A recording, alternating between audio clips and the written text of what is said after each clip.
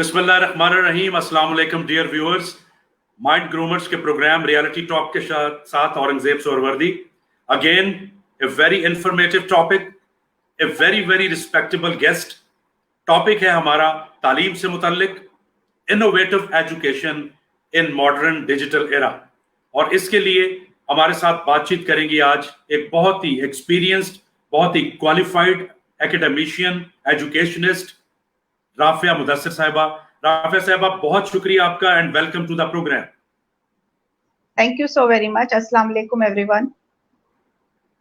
जी राफिया साहिबा, हम प्रोग्राम का आगाज करेंगे।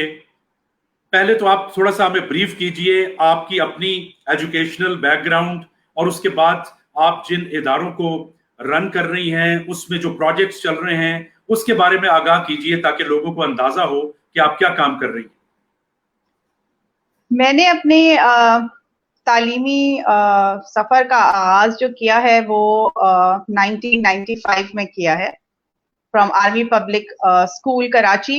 और वो मेरा पहला मतलब प्रोफेशनल टीचिंग का एक्सपीरियंस था। वहां से फिर मुल्क के बड़े इदारों, सिटी स्कूल, बीकन हाउस जैसे इदारों के साथ मैंने जो है पिछले 25 साल, मतलब I have just completed this year 25 years of teaching, leading schools and training teachers. तो मैं बेसिकली एजुकेशनल लीडर हूँ, उसके अलावा टीचर ट्रेनर हूँ, certified from UK. Life skills coaching करती हूँ, काउंसलिंग भी बच्चों को करती हूँ। हमारे जो यूथ है, specially since I have always been a secondary school teacher and then head, तो वो टीन एज के बच्चे, जो यूथ है हमारी, that is very close to my heart and I have run counselling programmes for them. और अभी भी जो एक प्रोजेक्ट है उसके बारे में मैं आपको बताऊंगी।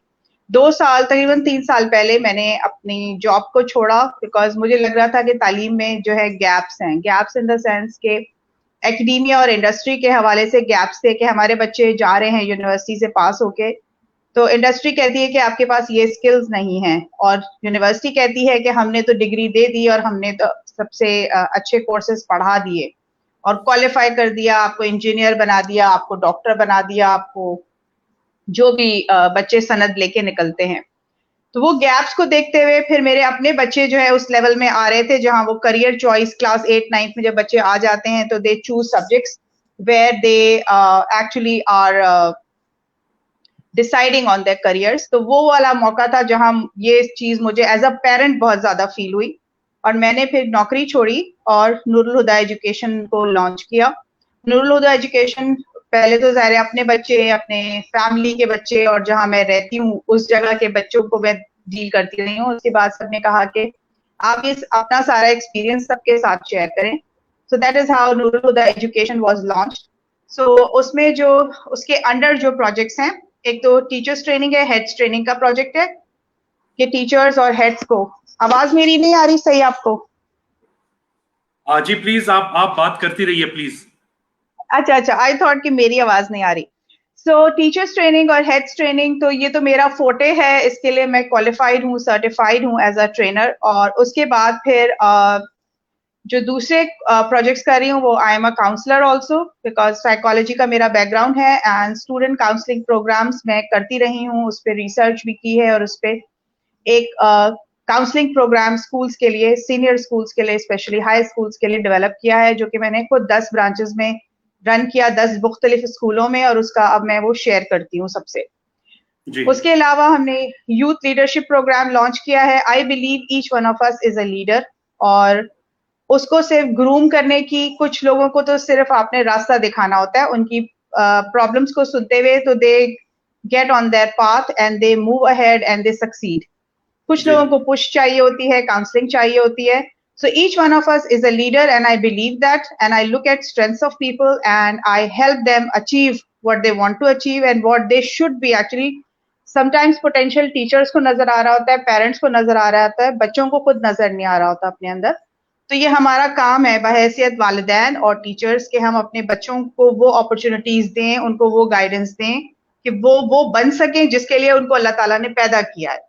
तो हम सब जो हैं एक सलाहियतें लेके, इन बॉर्न पोटेंशियल लेके पैदा हुए हैं, उसको टैप करना सीनियर्स का काम है, बड़ों का काम है, चाहे वो वालिदैन है, चाहे वो असातिज़ा हैं। फिर तीसरा, अभी while I was teaching in Karachi University, तो वहां पे कुछ बच्चियां आई जो जॉब्स करना चाहती थी लेकिन उनके घर से इजाजत नहीं थी।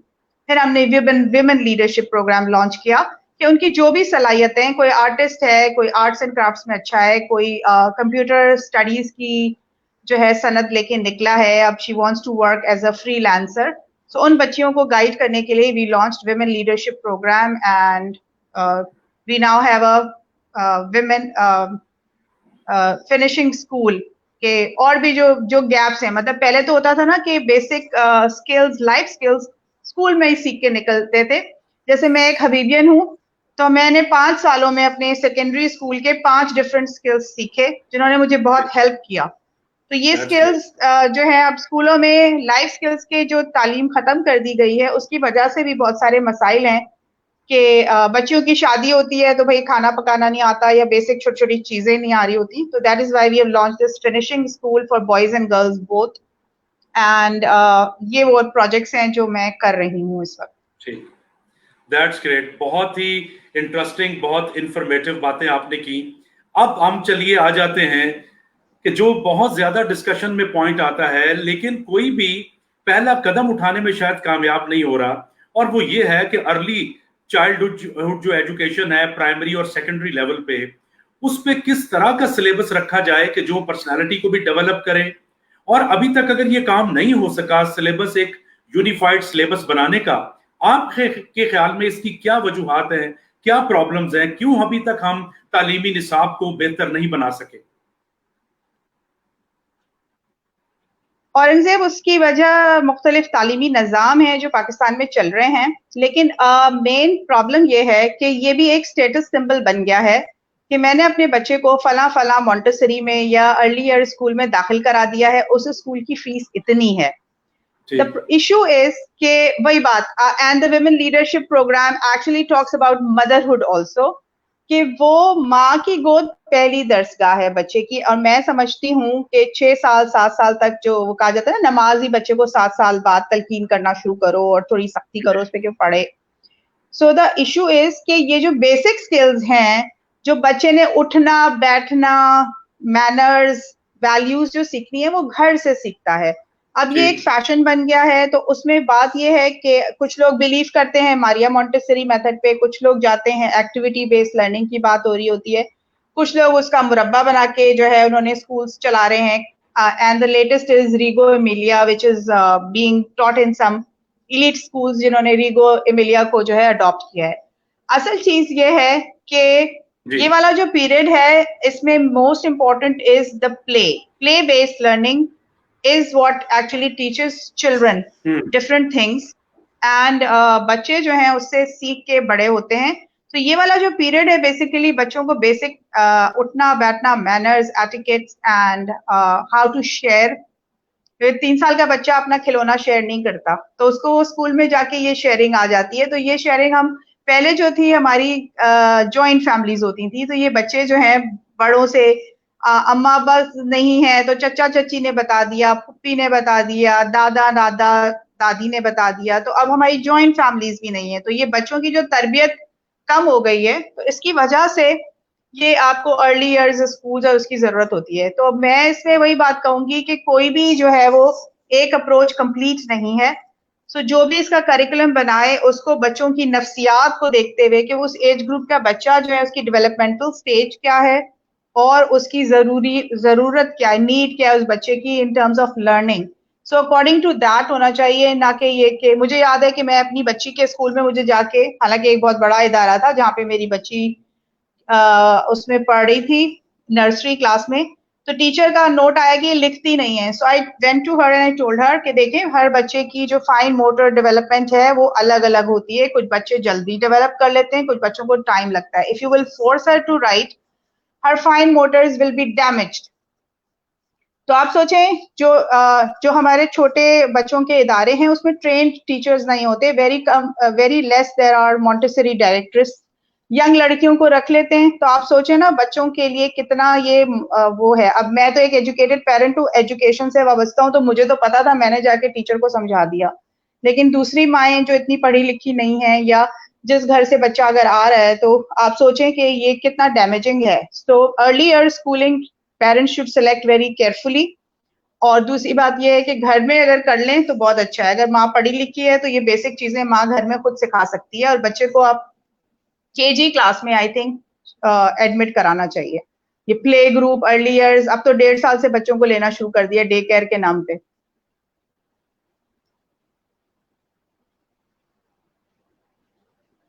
आपकी आवाज बंद है औरंगजेब, माइक इज म्यूटेड। अभी तमाम लोगों ने आपकी बात सुनी, और उसमें एक और चीज यहां पे सामने आई कि देखिए, आपने जिन चीजों का जिक्र किया पर्सनालिटी डेवलपमेंट के हवाले से, आपने जिन चीजों का जिक्र किया कि हर बच्चे की डिफरेंट रिक्वायरमेंट्स हैं, अब क्या हमें रिवायती जो सिलेबस हमेशा से साल से चलता रहा है उसमें कुछ इनोवेशन, क्रिएटिविटी लाने की जरूरत भी है कि नहीं?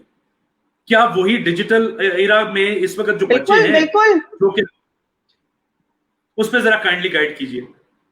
बिल्कुल, नहीं बिल्कुल लाने की जरूरत है औरंगजेब। अभी आप देखें कि अब जो 6 महीने का बच्चा है ना, उसको आपके फोन पे, स्मार्टफोन पे पता है यूट्यूब का आइकन कौन सा है, वो जाके उसको प्रेस करता है, उसकी पोएम चलने लग जाती है। जी, Isn't it?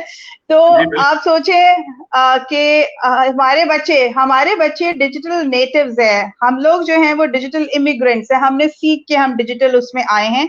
हमारे बच्चे तो पैदा ही टेक्नोलॉजी में हुए हैं, दे आर मिलेनियल्स। लाइक मेरे बच्चे एक 2001 की है, 2006 2000, दे आर मिलेनियल्स। वो इस सेंचुरी, 21st सेंचुरी के लर्नर्स हैं, तो वो तो इस टेक्नोलॉजी के साथ पैदा हुए हैं। तो उनको वो आपसे तेज हैं, पेरेंट्स से भी तेज हैं। सो एज अ मदर मुझे तो बड़ा जो है स्ट्रगल पर, being an educationist, I have to keep 2 feet ahead of them to control them, वरना बच्चों को आप कंट्रोल नहीं कर सकते अगर आपको नहीं आता। तो same way in the school also the teachers need to be on top. और इस वक्त आप देख रहे हैं टीचर्स स्ट्रगल कर रहे हैं, वो लोग जिन्होंने कभी कंप्यूटर को ऑन नहीं किया था, बेचारों ने सीखा कंप्यूटर खोलना, ऑनलाइन क्लास लेना, जूम कैसे करते हैं, और आप जो है दूसरे गूगल मीटअप पे कैसे जाते हैं, ड्राइव पे कैसे अपलोड करते हैं। So they have learn, the teachers quickly learn in these 3 months, we should appreciate them. तो अब ये वो टाइम रहा ही नहीं। अब इस अपग्रेडेशन के बाद आप अगर पुराने तरीके पे चॉक एंड बोर्ड पे जाएंगे तो बच्चे आपको एक्सेप्ट ही नहीं करेंगे। ठीक, बहुत सही बात। अब देखिए, जो जो आपकी मजेदार बातें आगे बढ़ रही हैं, तो नए से नए सबक हमें मिल रहे हैं। आपने निशानदेही की एनवायरनमेंट की, बच्चे की पर्सनालिटी की, फिर आपने कहा कि बच्चे बहुत ज्यादा टेक इंटेंसिव हो गए हैं डिजिटल एज में, उनको बहुत सारे गैजेट्स प्ले करने आते हैं। सिलेबस के बारे में आपने कहा कि उसमें इनोवेशन होनी चाहिए, नई किताबें, नई चीजें आनी चाहिए। अब ये सब कुछ जिसने करना है वो है teachers. Teachers are generally speaking very very. Aurangzeb मुझे एक बात बताएं आप, अच्छा औरंगजेब टीचर्स को तो आप कह रहे हैं, टीचर्स को शामिल कब किया जाता है? जो नेशनल करिकुलम बना उसमें कितने टीचर बैठे थे आप मुझे बताएं? जो इस 2020 तक हमें गोल्स कंप्लीट करने थे, उसमें कितने टीचर्स को बिठाया गया? और अभी जो करिकुलम बन रहा है उसमें कितने टीचर्स बैठे हुए हैं? आप मुझे ये बताएं। प्रॉब्लम सारा तो यही है ना कि करिकुलम बनाता है। हाँ मैं अगर जिम्मेदार होता तो मैं सबको बिठाता। पॉलिसी, हाँ, तो करिकुलम और पॉलिसी जो बनाते हैं उन्होंने कभी स्कूल में कदम नहीं रखा होता, ठीक है? जो सारा दिन पढ़ाते हैं और जिनको पता है उनको कभी शामिल नहीं किया जाता इसमें। तो सबसे मेन तो ये है कि जो एक्चुअली इसमें आपसे तफसील से बात करेंगे, जो यूजर है जी। फिलहाल मैं सिर्फ ये जानना चाह रहा हूं कि जब तक हुकूमत और पॉलिसी मेकर्स, उनका हम आखिर में जिक्र करेंगे। देखिए, स्कूल में प्रिंसिपल है, स्कूल में जितने भी टीचर्स हैं, उनको अपने लेवल पे इस वक्त क्या इकदाम करने की जरूरत है, टीचर्स ट्रेनिंग में क्या नई चीजें शामिल करने की जरूरत है, इस पे काइंडली गाइड कीजिएगा। टीचर्स ट्रेनिंग में इस वक्त जो हम कर रहे हैं, मैंने तो जैसे ही ये अभी हुआ था हमने प्लानिंग स्टार्ट कर दी थी। इस वक्त मैं एक फेयरलेस लीडरशिप के नाम से कोर्स रन कर रही हूँ, जिसका मकसद यही है कि वो सारे हेड्स जो अपनी इसमें डरते हैं ना कि जी जो ओनर है या जो हमारी मैनेजमेंट है वो एतराज करेगी, तो unless they actually shed these fears जो उनको हैं, अगर वो सही तरीके से चीज प्रेजेंट की जाए, आई थिंक मैनेजमेंट भी मना नहीं करेगी। इस वक्त तमाम स्कूल चाहते हैं कि वो रन हो और पेरेंट्स जो है उनको ट्रस्ट करें। तो उसके लिए जरूरी है कि वो नया जो है टेक्नोलॉजी जो है इंटीग्रेट करें सिलेबस में। और उसके बाद उसको पढ़ाने का तरीका भी आना चाहिए। अब टीचर सब बैठ के डिलीवर कर रहे हैं ऑनलाइन लेसन उसी तरह जैसे क्लास में करते थे, तो वो नहीं चलेगा। The teachers need to know कि कैसे व्हाइट बोर्ड यूज करना है जूम पर या गूगल मीटअप पे, और कैसे बच्चों को डेमोन्स्ट्रेट करना है। फॉर एग्जाम्पल अपने बच्चों की मैं एग्जाम्पल देती हूँ कि उन्होंने कहा कि जी बाकी सब तो समझ आ रहे हैं, मैथ समझ में नहीं आ रही, क्योंकि मैथ्स टीचर उनको बता रहे हैं बैठे, वो डेमोन्स्ट्रेट नहीं कर पा रहे, या वो तो उनको मैथ समझ। सो कुछ सब्जेक्ट के लिए आपको डेमोन्स्ट्रेशन चाहिए, सो टीचर्स को गैजेट्स प्रोवाइड करने पड़ेंगे या स्कूल में सेटअप लगाना पड़ेगा। इस बार टीचर्स बेचारों ने गैजेट्स भी खुद ही खरीदे हैं, व्हाइट बोर्ड भी खुद ला के अपने लगाया है। And we also need to tell them how to adapt to the situation, और उस हिसाब से बच्चों को कैसे इंगेज करना है ऑनलाइन। अब शुरू में तो ऐसा हो रहा था कि मेरे बेटे साहब तो मजे से लेट के क्लास अटेंड कर रहे थे, तो मैंने कहा ये कौन सी क्लास हो रही है जो लेट के हो रही है, और तुम मजे से कान में लगा के लेटे हुए। तो मैंने तो उसको डांट के मैंने एज अ पेरेंट उसको ड्राइंग रूम में बिठाया कि आप टेबल चेयर पे बैठेंगे, प्रॉपर क्लास लेंगे, नोट्स लेंगे बैठ के, और उसके बाद मुझे बताएंगे क्लास में क्या हुआ। तो उसका मसला क्या था, एंगेजमेंट नहीं चल रही थी ना। So the teachers have to engage the learner online, because बच्चा आपके सामने नहीं है कि वो आपकी नजर के इशारे को समझ के और जो है अटेंटिव हो जाएगा। पहले तो यही होता है ना क्लास में, हाउ वी कंट्रोल क्लास, या तो हम डिसिप्लिन का क्यू देते हैं या कुछ बोलते हैं या बच्चे को देखते हैं या उसके बराबर खड़े हो जाते हैं जाके। So how to keep the child engage without losing attention and understanding. So हमने ऑनलाइन तो चले गए, लेकिन हमने ये नहीं देखा कि उसमें बच्चों को कैसे एंगेज करना है, क्या एक्टिविटीज देनी है। अब जो असाइनमेंट्स आ रही हैं वो इतनी लंबी चौड़ी असाइनमेंट्स आ रही हैं, so we have to innovate the task, written task that we are giving, it should be research based, inquiry based. तो उसमें बच्चे की एंगेजमेंट ज्यादा होगी, आपको उसकी लर्निंग की असेसमेंट भी होगी। अब आप सिर्फ अगर एमसीक्यू दे दे के और काम चला रहे हैं तो बच्चे की लर्निंग पता ही नहीं चलेगी सही कि उसने कितना सीखा है। And then we have to focus on the skills. अगर राइटिंग स्किल है, जब तक राइटिंग देंगे नहीं तो राइटिंग स्किल कैसे डेवलप होगा। जैसे मैथ्स की प्रैक्टिस आप करवाएंगे नहीं, सिर्फ एमसीक्यू दे देंगे कि टोटल करके आंसर दे दो, तो बच्चे की वर्किंग आपको नजर नहीं आ रही। So you have to plan your written assignments accordingly. तो ये चेंजेस चाहिए हैं। इंटीग्रेट तो कर लिए बहुत सारे लोगों ने टेक्नोलॉजी, लेकिन methodology also has to change. That's great, बहुत ही अच्छे तरीके से आपने एक्सप्लेन किया। अब आपने ये सारी बात की, पेडागोजी की, साइंस ऑफ टीचिंग की, टीचिंग मेथोडोलॉजी की। आपके ख्याल में पर्सनल स्किल्स भी कोई बहुत सारे 3-4 हमें इंपॉर्टेंट बताइए जो कि टीचर्स लाजमी होने चाहिए ताकि वो ज्यादा से ज्यादा इफेक्टिव हो सकें। सॉफ्ट स्किल्स के हवाले से, पर्सनैलिटी स्किल्स के हवाले से काइंडली बताइए कि जो टीचर्स में होने चाहिए, खास तौर पे आज के बच्चों को डील करने के लिए। अब इसमें ये है कि again teachers have to be multitasking. अब उसमें ये है कि when you are reading something from literature तो आपको शायद थोड़ा एक्टिंग भी आनी चाहिए, कि आप उस इंटोनेशन, उस टोन और उससे पढ़ें। आप पोइट्री पढ़ें तो पता चले कि ना कि आप एज अ शायर उसको पढ़ रहे हैं। सो आई फील कि टीचर्स को ये सारी हैट्स वैसे भी नॉर्मल क्लासरूम में भी पढ़नी पड़ती हैं, पहननी पड़ती हैं। अब इस वक्त मसला ये हो गया है कि बच्चा आपके सामने नहीं है, अक्रॉस द स्क्रीन बैठा हुआ है, तो आपको जो है उसको एंगेज करने के लिए ये intonation I think is very very important, कि किन चीजों को आप स्ट्रेस करें। सो वो टीचर्स जो फ्लैट टोन में पढ़ाते हैं उन्हें सोचना चाहिए, अपनी रिकॉर्डिंग्स देखनी चाहिए अपने ऑनलाइन लेक्चर्स की, क्योंकि ये तो और सहूलत हो गई ना। अब आप ज्यादा असेस कर सकते हैं एज अ टीचर कि आप कितना अच्छा पढ़ा रहे हैं, कहाँ पे कमी है। क्योंकि मैं तो अपना जो भी ऑनलाइन सेशंस करती हूँ उसको बाद में बैठ के देखती हूँ और आई टेक नोट्स कि कहाँ पे मुझसे कुछ मिस हो गया है। So this is what the teachers should be doing right now, that they should look at their intonation, उनकी टोन कहाँ पे ऊपर नीचे होती है, कहाँ पे बेहतर करने की जरूरत है पढ़ाते वक्त। जो चीजों को स्ट्रेस करना है उस पे ज़ाहिर आपकी टोन ऐसी होनी चाहिए कि पता चले कि इस चीज पे टीचर स्ट्रेस कर रहा है। Then in the same way questioning has to be better now, और उसमें यह है कि और पेशेंस भी इस वक्त तो बहुत ज्यादा चाहिए, क्योंकि बच्चे जो हैं वो ब्लफ भी कर रहे हैं। कुछ बच्चे जो है वो ऑफ करके गायब हो जाते हैं, कुछ जो हैं वो क्या कहते हैं उस पर लगा देते हैं इट्स स्ट्रीमिंग। तो हमारे बच्चे मैंने कहा ना बहुत तेज हैं। तो उर्दू की क्लास का जैसे मेरा बेटा किस्सा सुना रहा था, तो उसमें क्या हुआ कि बच्चों ने मिस से कहा कि मिस आप ऐसा करें, ऑल्टर कंट्रोल डिलीट दबा दें। उन्होंने दबा दिया, उनकी क्लास बंद हो गई, बच्चे खुश, बड़े खुशी खुशी आया, कहता मामा आज क्लास बंद करवा दी बच्चों ने। मैंने कहा अच्छा, तुम लोग टीचर्स को ऐसे तंग कर रहे हो, तो बच्चे तंग भी कर रहे हैं, वो टेस्ट कर रहे होते हैं ना कि टीचर को कितना आता है. So to keep our own respect we have to be on top of things. तो learn what you don't know. तो अगर आपको कंट्रोल ऑल्टर डिलीट का मतलब नहीं पता तो मालूम करें, अपने आईटी टीचर से मालूम करें, या जो भी एडमिन आपको स्कूल में हेल्प कर रहा है. सो वो टीचर्स जिनके स्किल्स थोड़े कम हैं, उनको अपने स्किल्स पे, और फिर गूगल पे चले जाएं, बहुत सारी चीजें अवेलेबल हैं. आप यूट्यूब पे चले जाएं, you can learn from there के इसको कैसे यूज करना है, कौन सा ऑप्शन से क्या होता है. तो प्रैक्टिस इट योरसेल्फ, ताकि अच्छा, ये वाली बताइए सीन्स ना हो. अच्छा, ये बताइए कि क्या टीचर्स में आप जैसी प्लेजेंट पर्सनैलिटी और कुछ सब्र और कुछ कंपैशन भी होना चाहिए कि नहीं? जी जी, बिल्कुल होना चाहिए. If you don't love children, if you don't love teaching, don't be a teacher. Don't be a teacher. That's it. अच्छा, अभी आप चूंकि एक मदर भी हैं, साथ साथ माशाल्लाह आप एजुकेशनिस्ट भी हैं, तो आपको आपके बच्चे आपके आके बताते हैं, आप फटाफट स्कूल में जाती हैं और चीजों को सेट कर लेती हैं. जो हाउस वाइफ्स हैं, जो होम मदर्स हैं, उनको क्या एडवाइस करेंगी आप, किस तरीके से वो बच्चों को डील करें और टीचर्स के साथ किस तरीके से अपना राब्ता रखें?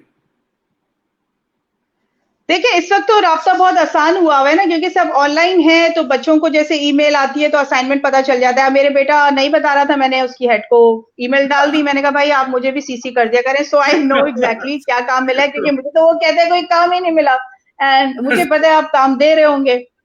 अब तो मदर्स हैव टू बी, उनको भी थोड़ा तेज होना पड़ेगा ना, और हो गई हैं वैसे तो तेज. अब बेचारियां सुबह उठती हैं, नया जोड़ा पहनती हैं, मेकअप करके बैठती हैं स्क्रीन पे सामने. जो प्राइमरी और नर्सरी के बच्चे हैं तो उनकी तो मुसीबत आ गई ना, वरना तो उन्होंने चादर ओढ़ी और बच्चों को छोड़ने चले गए ड्राइवर के साथ. अब तो इस वक्त उनको पूरा तैयार होकर सुबह बैठना पड़ता है. तो ये है कि जो छोटे बच्चे हैं उनके साथ तो मदर्स बैठ रही हैं, लेकिन मेरे बच्चे ऐसे टीनेजर्स हैं, दे आर मिडिल स्कूल. तो बात ये है कि उनको इंडिपेंडेंस देना भी जरूरी होता है. जहां आप ज्यादा उन्हें करें तो वो बच्चे फिर इरिटेट होने लगते हैं. So the mothers should know what is happening. Randomly check करें, बड़े बच्चों को रैंडमली चेक करें कि कंप्यूटर पे गेम तो नहीं चल रहा, क्योंकि ऐसा भी होता है कान में क्लास लगी हुई होती है, साथ में गेम चल रहा होता है. बेटा तो मेरा है बहुत शरारती, वो इस तरह की हरकतें करता है, तो उसको तो हम सब चेक कर रहे होते हैं बारी बारी जाके कि वो क्या कर रहा है. लेकिन ये कि छोटे बच्चों के साथ मदर्स बैठ रही हैं. Yes, you have to monitor what is happening in the school. और फिर दूसरा मसला हैकर्स का भी हो रहा है कि हैकर्स आ जाते हैं समटाइम्स क्लास में. तो you have to keep a check कि भाई क्या हो रहा है, फिर कब बच्चे को डिस्कनेक्ट करना है और स्कूल को इन्फॉर्म करना है. सो इस वक्त थोड़ा सा मसला गूगल मीटअप पे ये भी आ रहा है कि हैकर्स आ जाते हैं और फिर वो गलत जबान इस्तेमाल करने लगते हैं, टीचर्स को तंग कर रहे होते हैं. तो ये भी मसाइल हैं. सो safety and security is another issue जो स्कूल के टीचर्स और हेड्स को देखने की जरूरत है, और पेरेंट्स को भी, जिनके ये टीनेज वाले बच्चे स्पेशली हैं, they have to take care के ऐसा कुछ ना हो रहा हो. That's great. अभी इस सारे एनवायरनमेंट में एक ऐसा जमाना था, आप तो इतनी सीनियर नहीं लगती हैं, लेकिन एक जमाना था कि जब हर स्कूल में अपना प्लेग्राउंड होता था. फुटबॉल, हॉकी, क्रिकेट, बज़्म अदब, इस किस्म की बहुत सारी चीजें होती थी. उसकी वजह से क्रिएटिव लोग भी पैदा होते थे, मुआशरे को बहुत अच्छा टैलेंट मिलता था. अभी 2-2 कमरों में स्कूल बने हुए हैं, ना कोई स्पोर्ट्स ग्राउंड्स हैं, ना फिजिकल एक्टिविटी है, जिसकी वजह से बच्चों की सेहत भी और क्रिएटिविटी भी बहुत इफेक्ट हो रही है. आप इस बारे में हमें बताइए कि क्या करें, किस तरीके से एक्स्ट्रा करिकुलर एक्टिविटीज को इसका हिस्सा होना चाहिए. स्कूल्स को तो होना चाहिए, बगैर एक्स्ट्रा करिकुलर के एक्टिविटीज के पूरा स्कूल का करिकुलम होलिस्टिक कहला नहीं सकता.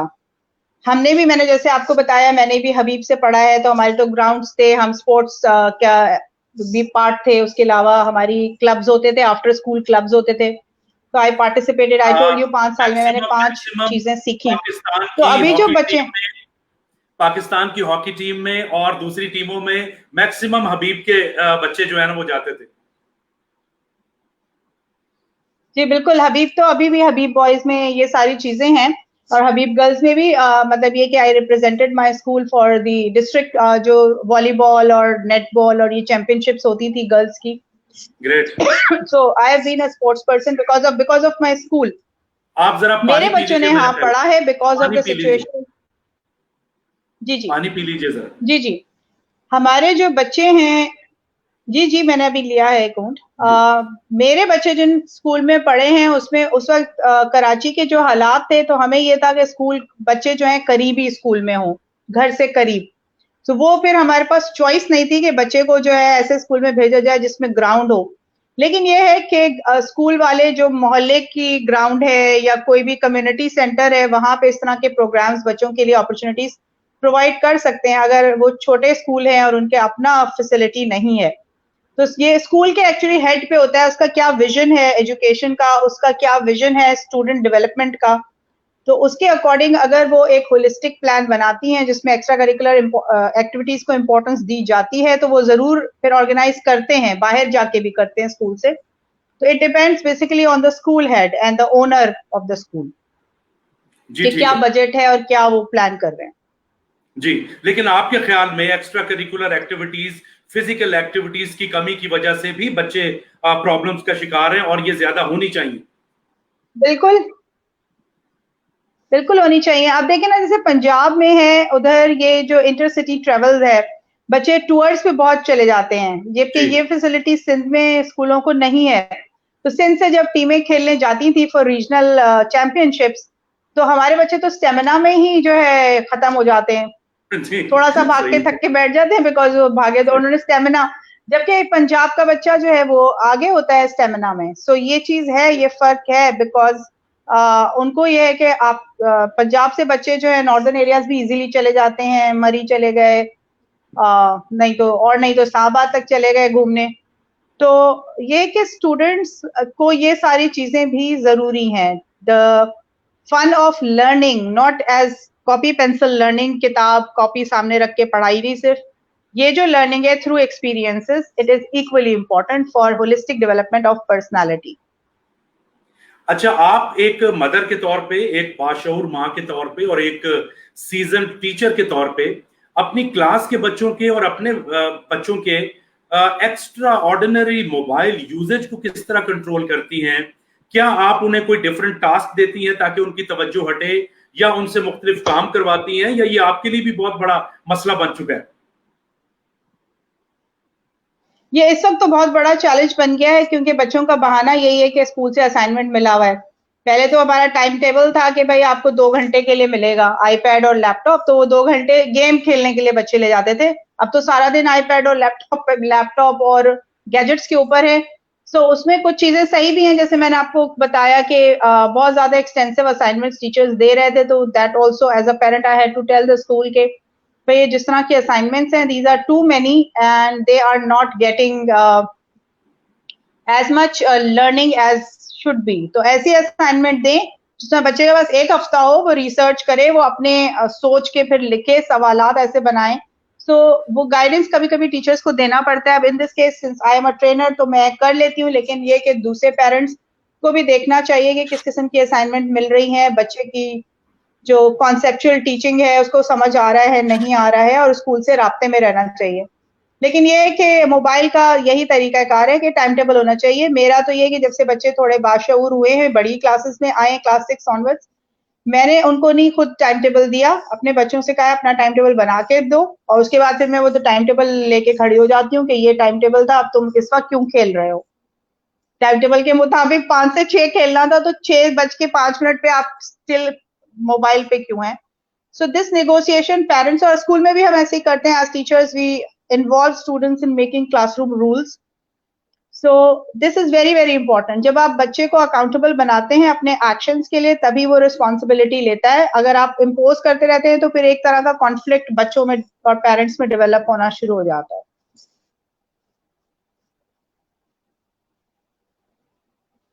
आपकी आवाज बंद है।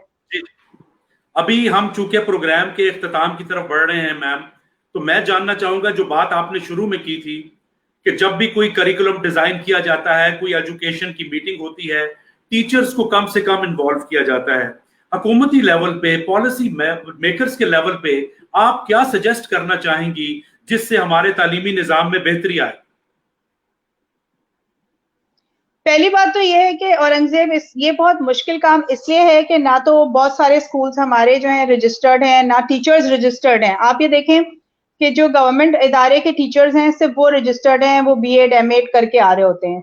बाकी स्कूलों में जो प्राइवेट स्कूल्स हैं उसके अंदर बहुत कम है ऐसे असातिज़ा जिन्होंने कहीं से जो है टीचर ट्रेनिंग ली हुई है, सर्टिफाइड टीचर ट्रेनिंग के, वो बीएड एमएड किया हो या कोई बाहर की डिग्री उनके पास हो।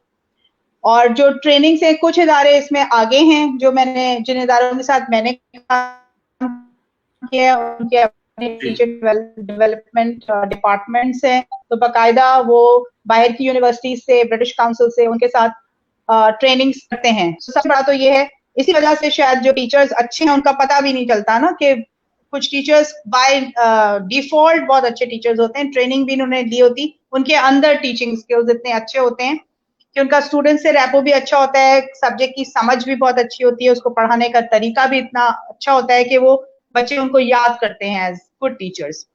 सो उन टीचर्स को आइडेंटिफाई करने की जरूरत है जो सब्जेक्ट एक्सपर्ट्स हैं। फिर उन एक्सपर्ट्स के जो है हमारे पास आई थिंक सोसाइटीज होनी चाहिए कि Pakistan society of geography teachers और Pakistan society of history teachers और इंग्लिश टीचर्स। स्पेल्ट तो है एक हमारा इदारा अंग्रेजी के टीचर्स का, आगा खान में जो है इन्होंने शुरू किया था मैथ्स और साइंस के क्लब्स, पर ये कि इसको फरोग देने की जरूरत है ताकि टीचर्स आपस में एक दूसरे से भी सीखें और हम आइडेंटिफाई भी कर सकें कि कौन सा टीचर एक्सपर्ट है, और उन टीचर्स को करिकुलम डेवलपमेंट पैनल्स पे लाना चाहिए। आजकल तो हाल ये हुआ है कि हर कोई टीचर ट्रेनर बना हुआ है, हर कोई टीचर बन जाता है बाय डिफॉल्ट, जिसके पास कोई और काम नहीं, अब तो ये मशहूर हो गया, जिसके पास कोई और काम नहीं वो टीचर बन गया।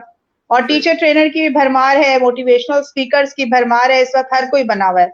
सो बात वही है। और फिर जब हम जैसे लोग बात करते हैं with proper degree and qualification, तो जो ये नए हमारे स्पेशली नौजवान हैं उन्हें बहुत बुरा लगता है। तो ये भी एक चीज है कि आपके अंदर सीखने का मादा होना चाहिए, अपने सीनियर्स को रिस्पेक्ट दें, उनसे सीखने के लिए तैयार हों और उनके जो एक्सपीरियंस है उससे फायदा उठाएं और आगे बढ़ें। और दूसरा ये है कि सीखने से मेरे ख्याल में a teacher never stops learning. I still don't say कि भाई मैं मोटिवेशनल स्पीकर हूँ, मैं जो है ना बहुत बड़ी कोई ट्रेनर हूँ, I still say I am a learner and I am a learner because मैं रोज देखती हूँ कि मुझ में ये कमी है, मुझे ये सीखने की जरूरत है और उसको मैं सीखती हूँ। और यही जज्बा हर टीचर के अंदर होना चाहिए। आपको अपने आप को हर फन मौला नहीं समझ लेना चाहिए और कोई भी हर फन मौला नहीं हो सकता। So when you feel you are an expert, that means कि अब आपका टाइम है कि आप वो दूसरों को सिखाना शुरू कर दें। तो जब आप दूसरों को सिखाते हैं तो और सीखते हैं। बहुत खूबसूरत बात आपकी, बहुत इंफॉर्मेटिव डिस्कशन आपने की।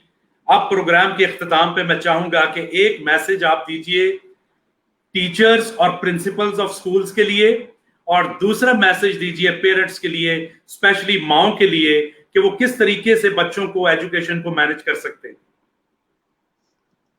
पहले तो एज अ मदर दूंगी मैं। As a mother I feel that when I became a mother, I gave up many things that I liked doing because ये sacrifice as a parent, आजकल के parents sacrifice करना नहीं जानते। ड्रामा देख रहे हैं तो उन्हें नहीं पता बराबर बैठे हुए बच्चे पे क्या इफेक्ट पड़ेगा, कोई और एक्टिविटी कर रहे हैं जो बच्चों की प्रेजेंस में नहीं होनी चाहिए। सो उसकी वजह से जो सोसाइटी की वैल्यूज हैं वो आपकी डाउन होती चली जा रही हैं। सो ये बहुत जरूरी है कि आप जब पेरेंट बने तो उसकी पूरी रिस्पॉन्सिबिलिटी लें कि अब मैं जो कुछ हूं मेरा बच्चा मुझसे सीखेगा, इनडायरेक्टली और directly. So I have to correct myself where I am wrong. So हमने मुझे याद है मेरे हस्बैंड भी चूंकि प्रोफेसर हैं, सो हम लोग जो है माजरत करके शादियों से भी आ जाते थे जहाँ लेट नाइट वेडिंग्स और 12-12 बजे तक खाना नहीं होता था। हम कहते थे हमारा बच्चा छोटा है, उसका सोने का टाइम है, या हमारा बच्चा छोटा है, सुबह उसको स्कूल जाना है।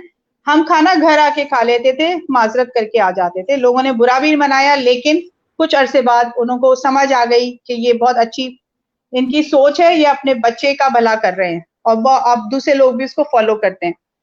तो ऐसे ड्रामे में देखना छोड़ दिया कुछ।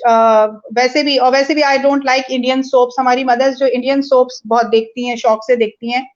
आई विल नॉट से अगर उनकी एंटरटेनमेंट है वो एंजॉय करती हैं, फाइन, लेकिन मेक श्योर कि आपका बच्चा उससे क्या सीख रहा है। So avoid watching such things which actually will be negative for your child. And of course, we have to preserve our culture. I'm a proud Pakistani. I don't want my child to learn something against or say something against the country. I am a Great. Muslim, I will not tolerate कि मेरा बच्चा एक ऐसी बात करे जो इस्लाम के, अल्लाह के, रसूल के खिलाफ हो। सो ये चीजें बेसिक्स हैं जिसपे सब पेरेंट्स को बहुत मजबूत होना चाहिए, और इस पे कोई, चाहे आपको कितनी कुर्बानी देनी पड़ी है, in the end you will be a proud parent. I am a proud parent. मैंने अपने बच्चों को देखा है कि झंडियां गिरी हुई वो उठा के चूमते हैं। सो वो जो मोहब्बत वतन की वाह। है, रिलीजन की है, वो आप ट्रांसफर करते हैं अपनी औलाद में। सो अगर माशाल्लाह। आप ये सेक्रीफाइसेस नहीं करेंगे तो ये आप ट्रांसफर नहीं कर सकते। Then as a teacher and principal I will say that each person, each one of us is special, each one of us is unique, born with a lot of capability, and I often quote Surah Al-Ala का तर्जुमा अपनी सारी talks में, कि अल्लाह ताला उसमें कहते हैं कि मैंने इंसान को बेशुमार सलाहियतों के साथ पैदा किया है और गाहे बगाहे उसको मौके देता हूँ, step by step, to progress ahead, और वो अपनी असलियत तक पहुंचे। सो इंसान की असलियत क्या है? हमें अशरफुल मखलूकात बनाया गया है, और अशरफुल मखलूकात बनने के दो मकासद हैं, एक अल्लाह की इबादत, दूसरे उसके बंदों की खिदमत।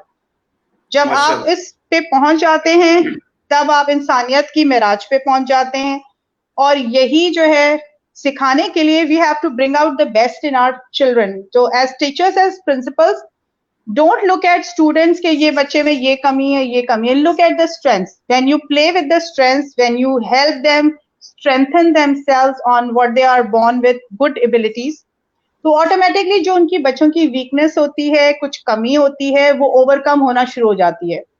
सो हमारी बहैसियत असातिज़ा, बहैसियत प्रिंसिपल, रिस्पॉन्सिबिलिटी है कि बच्चे को उस राह पे डाल दें जहां पे वो अपनी मेराज तक पहुंच सके। राफिया, माशाल्लाह माशाल्लाह, बहुत खूबसूरत बातें, और आखिर में जो आपने कमाल का मैसेज दिया है, इंशाल्लाह वो जिस जिस के कानों तक पहुंचेगा उसके दिल तक भी पहुंचेगा। आज के प्रोग्राम में एक दफा फिर ये जज्बा जागा कि ये काबिल एहतराम उस्ताद हैं जो कि कौमों की तामीर करते हैं। उसातिज़ा को इज्जत देनी चाहिए, उसातिज़ा को उनका जायज हक देना चाहिए, और साथ साथ उसातिज़ा का भी ये काम है कि वो अपनी जाती और समाजी मुश्किलात को जरा साइड पे रख के ऐसे ही जज्बे के साथ, कि जिस जज्बे के साथ राफिया जैसे उस्ताद काम कर रहे हैं, बच्चों को पढ़ाएं, सिखाएं, उनकी शख्सियत की तामीर करें ताकि पाकिस्तान ज्यादा से ज्यादा तरक्की कर सके। इसके साथ ही राफिया साहबा, आपका बहुत शुक्रिया।